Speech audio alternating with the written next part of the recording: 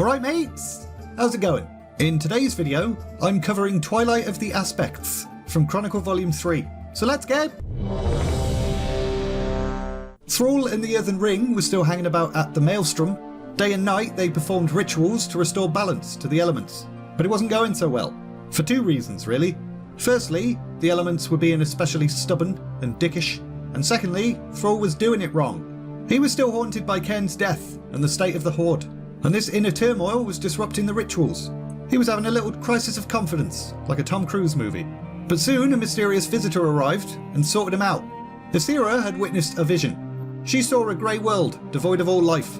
Even Deathwing himself was dead. But it wasn't all doom and gloom, because also in the vision, she saw Thrall. She knew this orc would play an important role in the days to come. She didn't know what role exactly, but she was pretty determined to find out. So she approached Thrall and asked him to embark on a simple quest to calm the elements in Feralas. And Thrall was like, "Do it yourself, bitch." But his girlfriend, Agra, managed to convince him to take part. She reminded him that he was doing more harm than good at the Maelstrom, and some time away to reflect might be exactly what he needed. Plus it was only a simple quest. So we head to Feralas to do this simple quest, but it soon grew into something far more. This wasn't a simple quest at all. That green lady and his girlfriend were bloody liars. After sorting out Feralas, Thrall was plunged into the Time Waste, where he found Nosdormu. The aspect of time had become lost in his own domain, and was trapped in all moments of past, present and future. Thrall helped liberate the Bronze Dragon aspect from his temporal prison, and returned him to the present. But Nosdormu was changed by his experience. He'd discovered that old gods were responsible for almost every bloody dark event throughout history. Deathwing's corruption, the Emerald Nightmare, etc. For thousands of years, these twats had chipped away at the dragon aspect's strength and unity. They'd also had a hand in the creation of the infinite dragonflight. The time anomalies he'd originally gone to investigate had been caused by this shadowy force, and he'd discovered who their leader was. It was himself!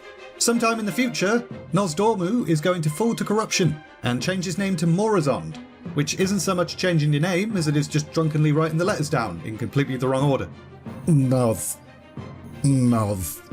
Morazond. Thrall was like, "Cool story, bruh," and then buggered off. Next he head to the Nexus to see if the Blue Dragonflight needed a hand, and they did. They still needed a new leader, and like most political situations, the Blue Dragonflight were pretty divided. Some supported Kaligos, some supported Aragos, and some were like, "Nothing ever changes, who gives a crap a ghost?" Ah, that's dumb. Most of the dragons were making their decision based on reason and cold logic, but Thrall helped convince them to trust their hearts instead. Because that sounds like a brilliant idea, doesn't it? Who cares about logic and reason when you can just vote based on your feelings?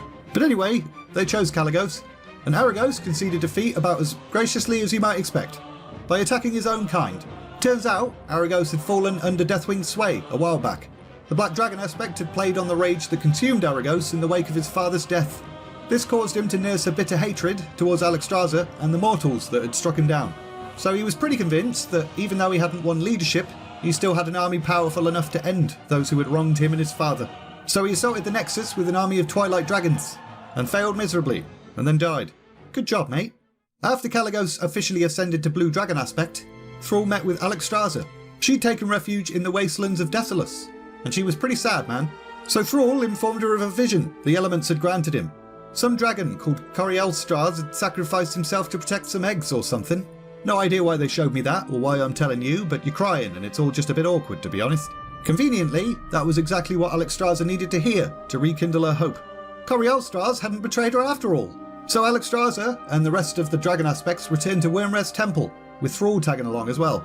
It was time to give that brain trust meeting another go. But first, they needed to take the temple back from Deathwing's forces, who had started squatting there. The battle to reclaim the temple was brutal, but in the end, the combined power of the dragon aspects was too much for the Twilight's hammer to withstand, and they cheesed it. And for the first time in like 10,000 years, the dragon aspects were unified in their purpose, and they were eager to get started. But first they needed to heal the broken world. They gathered at Hyjal's summit to perform a ritual on Nordrassil. The plan was to restore it to its former glory, which would in turn hasten Azeroth's recovery. News of this reached Deathwing, and so he unleashed Ragnaros and his fire elementals on Mount Hyjal. Again, the Rift of the Firelands tore open, and an army of ember and smoke poured into the forests.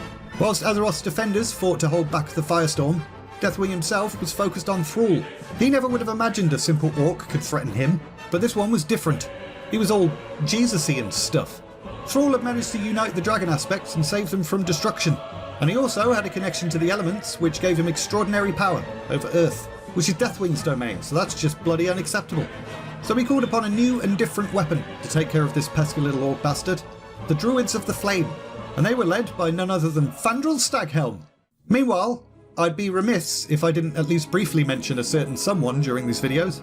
After the Cataclysm, a red dragon called Wraithstraza embarked on a dangerous quest to capture a black dragon egg and cleanse it of Deathwing's influence.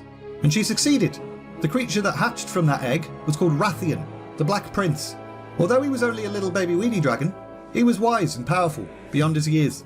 He saw with clear eyes what had become of the Black Dragonflight, and he recognised the threat they posed to the world.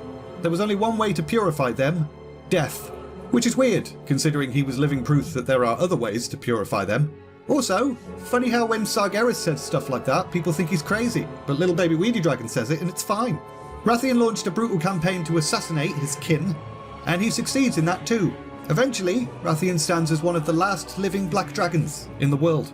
But let's not get ahead of ourselves, and we're leaving it there! So I think we've only got like 3 or 4 videos left before Volume 3 is finished. And then what? I'll do a separate video sometime soon talking about what the plan is moving forward, but in the next Volume 3 video, the Druids of the Flame ambush Thrall, Hijowl's defenders take the fight to the Firelands, and then the Aspects hatch a plan to travel through time, steal a super powerful MacGuffin, and stop a super powerful foe. Hashtag Avengers Endgame. Hashtag Warcraft did it first. If you enjoyed this video, like, subscribe, all of that bollocks. And all that's left to say is, thanks for watching, and see ya!